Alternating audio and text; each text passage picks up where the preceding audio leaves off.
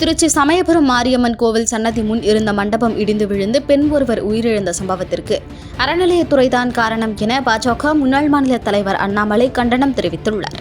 அவர் வெளியிட்டுள்ள அறிக்கையில், மண்டபம் இடிந்து விழுந்து உயிரிழந்த பெண்ணிற்கு ஆழ்ந்த இரங்கலை தெரிவித்த அவர், கடந்த 2022ஆம் ஆண்டு ஜூலை மாதம்தான் ஆலய கும்பாபிஷேகம் நடைபெற்றிருப்பதாகவும், கடந்த 2023ஆம் ஆண்டு வரிசை வளாக மண்டபங்கள் மற்றும் கடந்த 2024ஆம் ஆண்டு நவம்பர் மாதம்தான் அமாவாசை மண்டபம் மற்றும் குங்குமக்கூடம் முதலானவற்றை முதல்வர் ஸ்டாலின் திறந்து வைத்துள்ளதாகவும் கூறியுள்ளார்.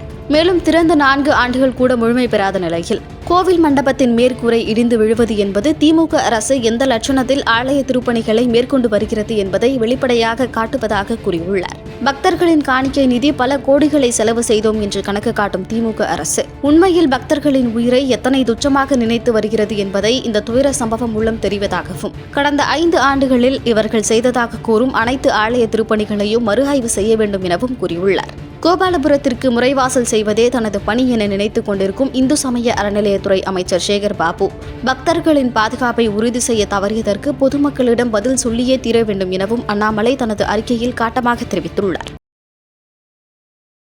செய்திகளை உள்ளது உள்ளபடி தெரிந்து கொள்ள ரெஃப்ளெக்ட் நியூஸை சப்ஸ்கிரைப் பண்ணுங்க.